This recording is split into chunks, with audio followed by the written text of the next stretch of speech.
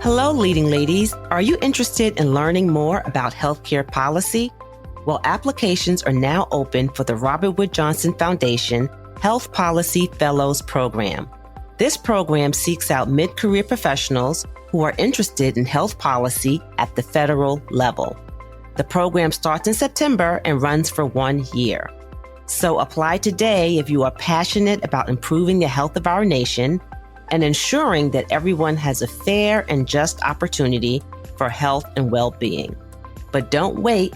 Applications close on November 7th. To learn more and apply, visit healthpolicyfellows.org. That's healthpolicyfellows.org. Hey there, leading ladies. Welcome to the Women Physicians Lead podcast. I'm your host, Dr. Lisa Herbert, a 2-time best-selling author, speaker, family physician, and executive leadership coach with over 20 years experience of providing primary care and serving as a healthcare leader. If you are a woman physician ready to make a change in your career and have a seat at the leadership table, then you are in the right place. I'm excited to provide you with the crucial skills you need to be a successful leader and strategies to deal with workplace challenges. So put on your headphones and listen as we explore the new world of building women physician leaders. Hello, leading ladies. Welcome back to another episode of Women Physicians Lead podcast. I am really excited today to bring you another great guest as we explore women physicians on the front lines and learn a little bit more about their leadership journey. So I am Dr. Lisa Herbert. I am the host of the Women Physicians Lead podcast. I am your champion. I'm your partner on your leadership journey, a board-certified family physician, best-selling author, and executive leadership coach. So today I'm excited to bring you Dr. Felecia Froe, and I'm going to read a little bit of her bio, introduce her, and then we'll get into some really great questions and learn about her journey as it pertains to physicians building wealth and her having a social impact. So Dr. Felecia Froe, MD, is the owner of Money with Mission, an investment company focused on empowering professional women to build wealth and achieve financial freedom through social impact investing. As a real estate syndicator, Felecia has partnered with like-minded investors and has raised money for several social impact projects, including a residential assisted living home in Kansas City, Missouri, focusing on providing elderly residents experiencing memory problems with personalized care. With her partners at the Echo Alliance Group, she is providing healthy food to food desert areas with indoor vertical farms and grocery stores.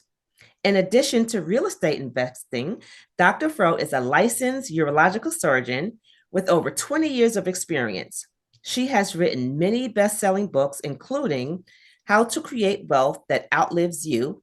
Plus, she is an advocate for sharing the great work others are doing for their community through her podcast, Money with Mission podcast.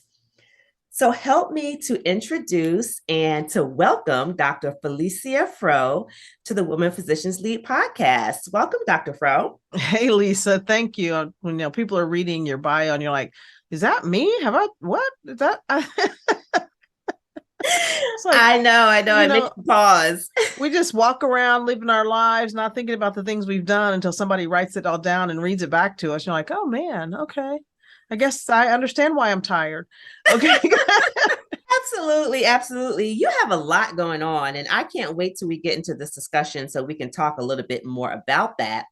So the first question I have that I always ask my guests, and this is really just an opportunity for us to get to know you and to learn a little bit more about your journey, is when you think back about your career and your journey as it pertains to leadership and sort of where you are today, who or what may have been instrumental in that decision? So that question is always very interesting to me because it's never one person, or for me, it hasn't been one person or one thing that's gotten me where I am today. Starting with getting into medical school, it was actually not my first choice. My first choice when I was in high school was to go to vet school, be a veterinarian like my dad. And I remember walking in his room, telling him I wanted to be a veterinarian. And he looked at me and said, if you're going to school for that long, you're going to be a physician. You're going to be a doctor, going to medical school. And it was like it was just a complete switch from that moment on. I was going to medical school. I don't remember any pushback. I don't remember anything. It was just like, okay, that's what I'm going to do. And from that day forward, everything I did was to go to medical school. Undergrad was rough. It was tough, all the hard stuff. I switched out of medical school and went to pharmacy school for 2 years, was bored in pharmacy school, went back into medical school. So it was a road to get here. I'm a person who, if you tell me I can't do something or I might not be able to accomplish something, I set out to prove you wrong. So like a lot of us along the way, I had many people telling me what I couldn't do. And one of the things they told me I couldn't do was be a urologist because you probably just don't have it. And you're a woman, blah, blah, blah. This was back when there were only 100 female urologists in the United States. So I actually got my first choice in my residency, first time in, got that, went through it, finished, done. And it was shortly after that I realized medicine wouldn't be the last thing I would do. It was always very interesting. It was kind of scary, honestly, to just be in my kitchen one day and just know, like, okay, this isn't the end of the road for you. You're not going to be doing this the rest of your life. Didn't know what that meant. Didn't know any of them. I mean, I was like, I don't know what that means. It's kind of scary because this is what I've gone to school for all these years to do. I moved around a bit still, even in medicine, and it was meeting some women in Kansas City. We bought a building together for our practice. So that's my first really entry into real estate investing. And I met another woman who had her own business as an insurance. She started an insurance company for truckers. And she introduced me to a book, Rich Dad, Poor Dad, little purple book that talks about money, assets, liabilities, just talks about money in a completely different way than I had ever heard. And it was from that book that got me into doing real estate investing. It wasn't a straight thing right into there. I had many people along the way that really helped me. And I want to say my mom is that person who was always there to say, take the risk. You can do this. So there's been so many people along the way that got me to medicine, that got me into real estate investing, that ultimately helped me decide to leave medicine full-time to do full-time real estate investing, and another group of people that led me to social impact real estate investing. So it's been quite the journey, and there have been so many people along the way, positive and negative. You have your positive influences that help you, and you have the negative influences that help you. You thank them all as you Yeah, go. yeah, absolutely. Yeah. So you have definitely had a community, right, that has really helped to guide you along this journey. And Many communities. Yes. yeah, and Yes. how important that is, right? And Yes. now Yes. you look back and it's almost like a 360 moment where you're now having this, impact within your own communities, right? Yes. And other Yes. communities as well. So that's great. And the other thing that I like that you said was that you realized that medicine wasn't the final stop for you, right? Yes. And that you Yes. had insight into that. And I think that's so important for us as women and women physicians, and physicians in general, just to have that out of the box sort of thought process about what our careers could look like, right? Mm-hmm. And Mm-hmm. that it necessarily doesn't have to end with what we're doing now. I mean, surely if that's your path, then that's your path, That's but it doesn't really have to end there. So thank yeah. you for sharing that. The very interesting thing about that, Lisa, too, was when I would share with other physicians that I didn't think medicine was going to be. I just remember one guy in particular was like, "Well, what else can you do? You're a doctor. Mhm. That's all there is." I'm like, and it took me aback at first, and then I thought about it for a few days. Like, well, wait a minute. I went to medical school. I'm a urologist. I think I can pretty much do whatever I put my mind to. Yeah, absolutely, absolutely. Yeah, yeah, that's great. That's great. So, explain to us a little bit, or tell us a little bit about what your day looks like as a woman physician who leads through social impact. Who do you serve, and what challenges do you face? So This is how I got here is like we talked about is very interesting. And I started doing real estate investing actually back in 2004, and we were buying single family houses, and we built up a nice portfolio of single family houses. And then 2008 came and we lost everything because we didn't know what we were doing, is what we finally figured out. We didn't know what we were doing. So after that, decided to start doing what's called real estate syndications. And it wasn't just a decision, it was learning about different real estate things, different community who introduced me to this and taught me about it. So started investing in bigger projects with other people. That's basically what a syndication is. And we're doing apartment buildings and just different housing and residential things like that, which never really fed me. It was like kind of like medicine. I could keep doing it and I could be good at it, but I don't really like it. And then learned about the assisted living and realized, I can make a difference in somebody's life in this way, something that's more tangible to me. So I started doing that. Now, you asked the question, what does my day look like? In my life right now, I'm doing part-time medicine, full-time real estate investing. And I spend a lot of time talking to a lot of different people, understanding what they're doing, because my goal is to introduce professional women like me to projects that they can invest in that can have a social impact. So I look at who's doing deals, who's doing things, including my own groups, like with the grocery stores and food deserts, indoor controlled farming, agriculture that regenerates the soil, all these kinds of things. And how can we put together deals that help people make a return on their investment, send your money out to work for you and bringing it back with friends, as well as make a community better. One of the things we're doing here in Tulsa is we have a program called Fresh RX, where physicians actually prescribe our food program. People come to us to learn how to cook better. So it's people with out of control diabetes, A1Cs at least 8 or higher. And we provide through grants fresh produce for them every other week. And we teach them how to cook it. We talk through about the diabetes. We talk about eating better and watch their progress over a year. It's our second year in the program. The first year, we did amazingly well. Our group did so well. So that has really pushed me more into the healthy food eating and eating.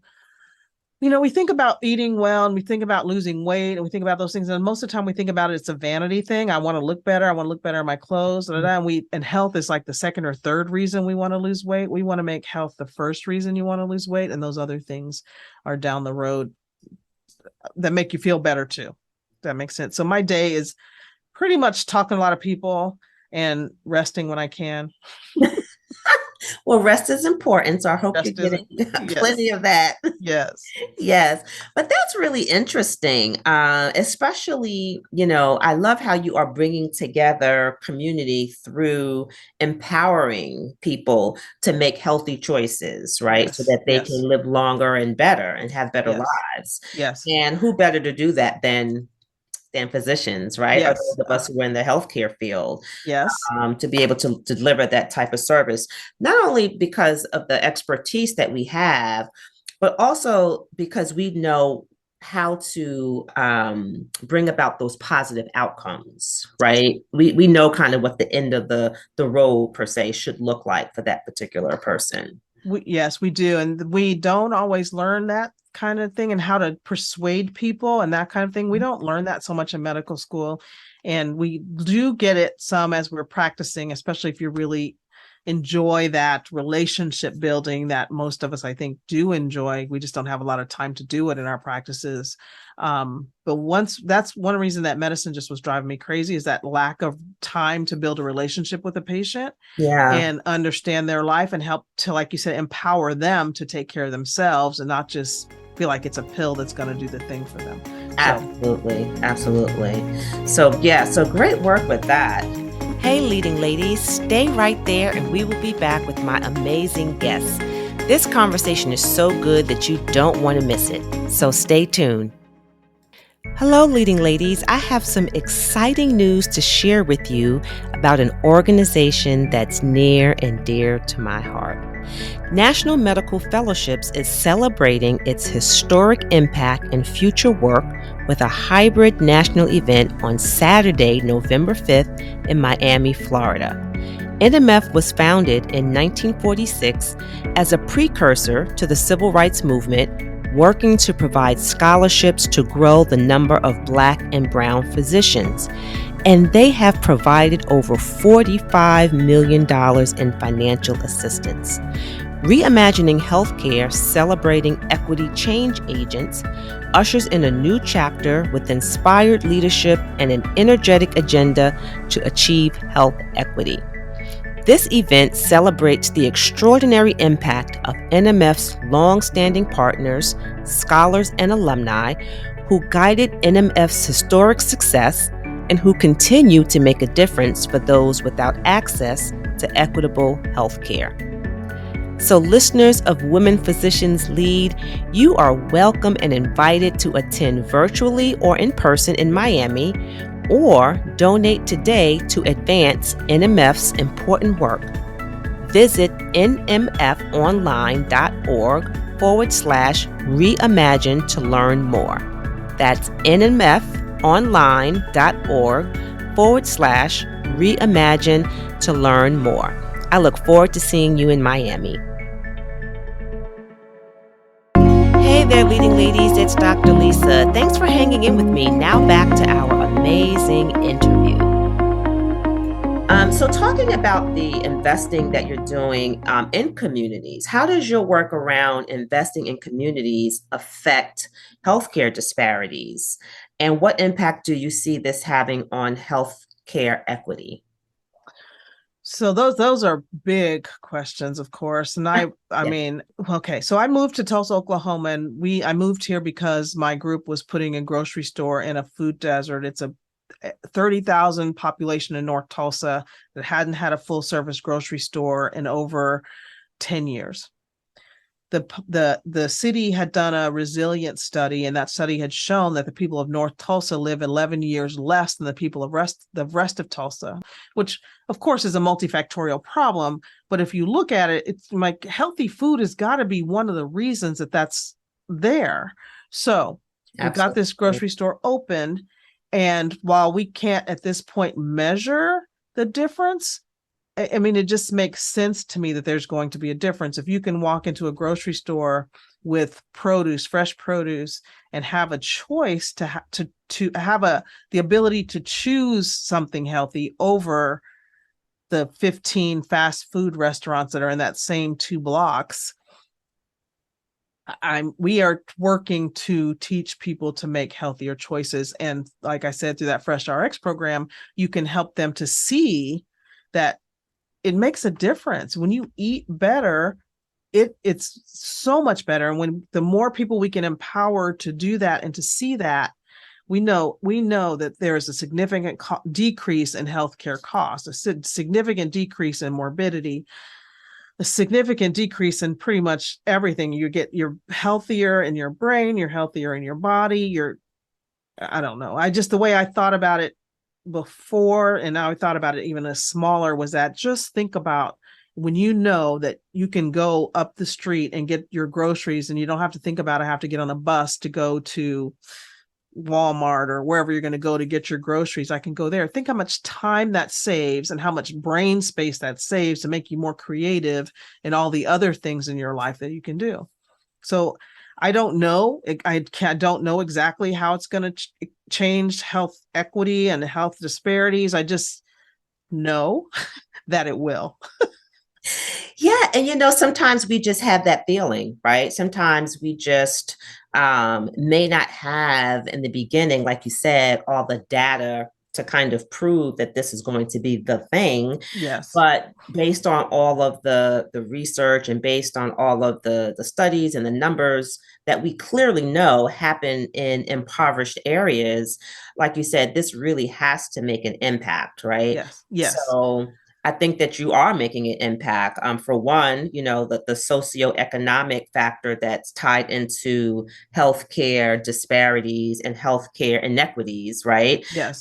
You're providing. Here's a town that never had a grocery store that now has a grocery store. So that the social impact that you've made in that community is huge, It, as well as the economic impact as well, being able to purchase food that is not expensive that they can afford, but then yeah. that's also Yeah. healthy. It is, but a regular grocery store, people come in there just like it was. I don't know where you are, what grocery stores you have, but there's other grocery stores, Reese or Safeway, Kroger, all the it's a grocery store, smaller footprint, but all the same groceries you would have anywhere else you would go. So Mhm. it does make me very proud to have done that and get that here, and to over time see how this one grocery store does make a difference. The goal is to put grocery stores, believe it or not, there's food deserts in every city in the country, and multiple ones Absolutely. in many cities. And it's our goal to make all of those go away,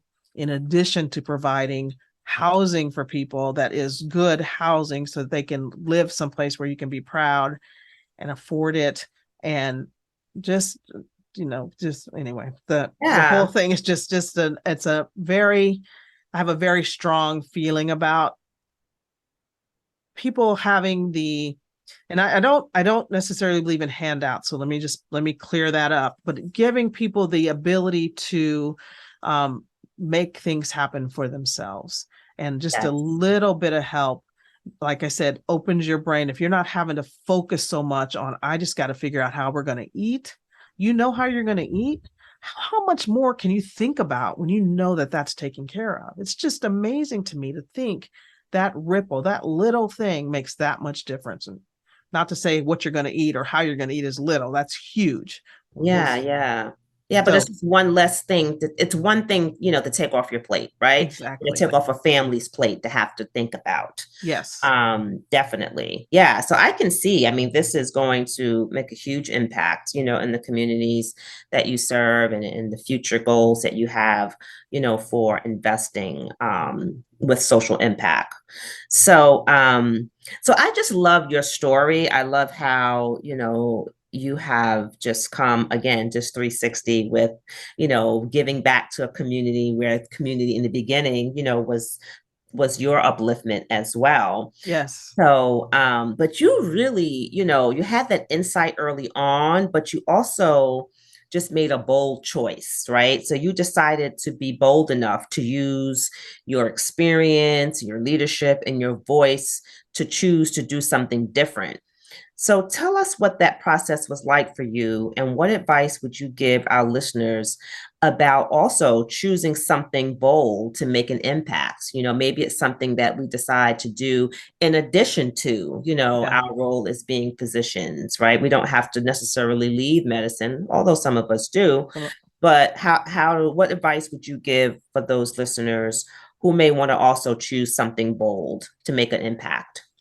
I think when you feel it in you, you have to do it. And like, I mean, and I say that, but I know that we also often put a little cap or something over those feelings that we have and push them back down because, wow, I already made a bold choice. I went to medical school. I'm a physician. That was bold in and of itself for many of us. Um, and then to have another idea that, oh my gosh, this isn't the last thing. Think about, for me, it took a long time. It really did. I had people, even my parents were worried about me and said, no, you shouldn't do that, you should stay in med, all, you just have people who are concerned, and you realize what that is. It is their concern and their worry for you. But then I thought about my children. I have two daughters, and I thought about there. Well, actually, this came about just like this. I was a chief of my department, my urology department, and I felt I was not effective. It was very tiring. I was putting a lot of effort into it, and I wanted to quit. But I never quit anything. I don't quit anything. I keep going. You keep going. You push until you figure it out. And I had a woman say to me, don't think about it as quitting. Think about it as making a different choice. And think about the people that you empower when you do that, or when they see you do that. how you empower them to maybe think about making a different choice. And when I thought about it that way, just that little tiny shift, it made a big difference to me. And then when I talked about my children, for me to have talked about doing something different and not do it, what would that say to them? It's like you just have a dream and you don't go after it. I couldn't stand that either. So it was me wanting them to know that you could have a dream and you do have to sometimes take a gigantic leap of faith and hope your wings sprout as you're about to hit the ground and know that the other part of that is I think about what's the worst thing that can happen. And truly, what's the worst thing that can happen? And can I tolerate that? Or can I fix that? If the answer is yes, take the step. Just do it. Just Yes. do it. Yes. I love that. I love that. So definitely. So number one is not to look at it as quitting, because I do think that we do fall into that mindset of feeling like we can't do something different, Yes. right? And just to know that we have, the ability to make a different choice, right? Yes. So Yes. definitely agree with that. And then, like you said, and then looking at it as if, to think about what could be the worst thing to happen. Yes. Yeah. And I like that. And if it's something that can be fixed, then why not take that chance? If it can be fixed or you If it can can be fixed. tolerate it, Or we you're can like, tolerate it. okay, Right, okay, right. let's go. Let's go. And then the Absolutely. other thing I think for many women is to think about empowering somebody else by your Mhm. action, your example. You empower how many other people to be able to make different choices in their lives. So Yes, yes, that's important. absolutely. Hey, leading ladies, stay right there and we will be back with my amazing guests. This conversation is so good that you don't want to miss it. So stay tuned. It's time for physicians to rise up, step out, stand out, and take back our place in healthcare to be the respected voice and leader in our communities. My mission is to help physicians transition into leadership roles by equipping them with the personal and professional development skills that they need to be successful, and also to help them care for themselves physically, mentally, and spiritually. If you have experience practicing in your given specialty, if you have a gift for innovation and building teams, if you have the ability to bring about change in others, if you have solved problems in your practice setting or community, then there are organizations that need you to claim your rightful seat at the table and lead. If you are ready to be a leader in healthcare and change the status quo, then I invite you to book a complimentary strategy discovery session with me at schedulewithdrlisa.com. That's schedulewithdrlisa.com.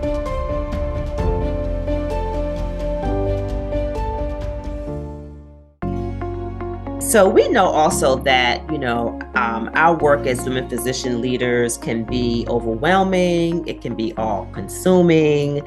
As you even alluded to in the beginning, when do you even have time for sleep? So how do you take time for yourself and make sure that self-care is a priority for you?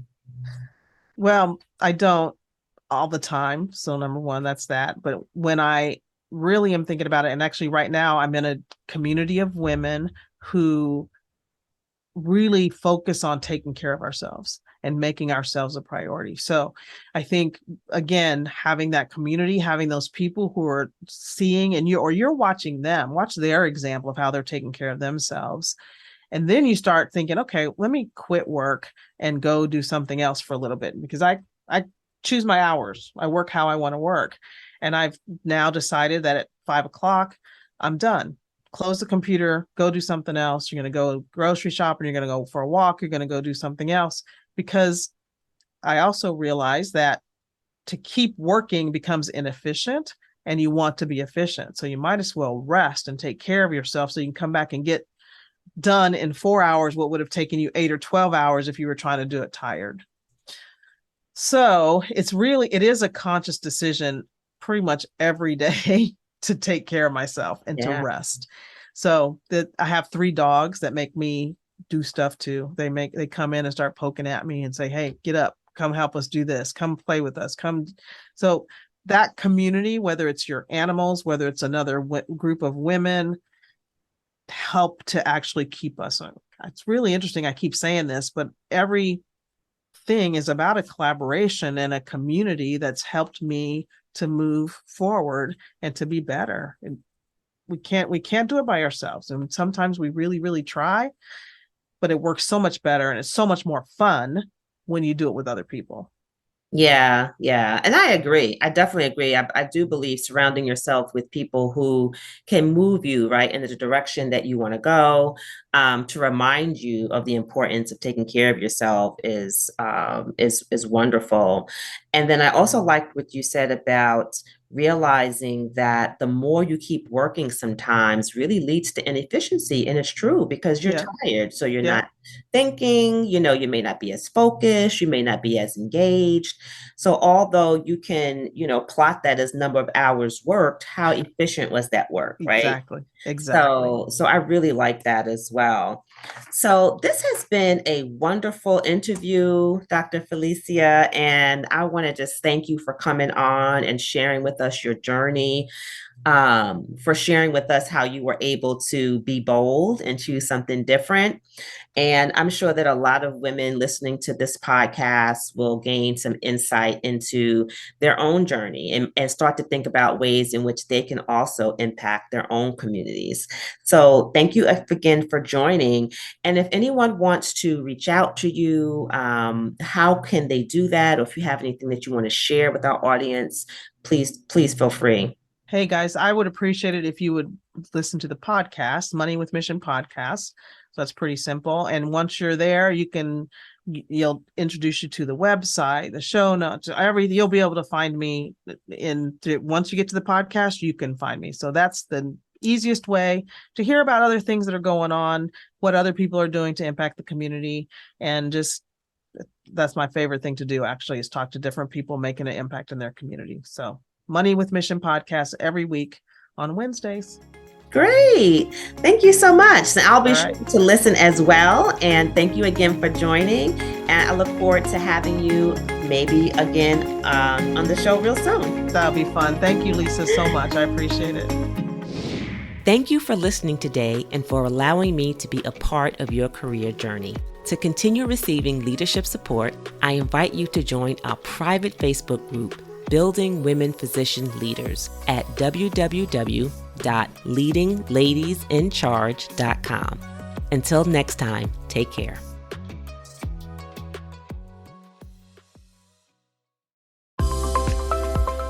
Hello, leading ladies. Are you interested in learning more about healthcare policy? Well, applications are now open for the Robert Wood Johnson Foundation Health Policy Fellows Program. This program seeks out mid-career professionals who are interested in health policy at the federal level. The program starts in September and runs for 1 year. So apply today if you are passionate about improving the health of our nation and ensuring that everyone has a fair and just opportunity for health and well-being. But don't wait. Applications close on November 7th. To learn more and apply, visit healthpolicyfellows.org. That's healthpolicyfellows.org.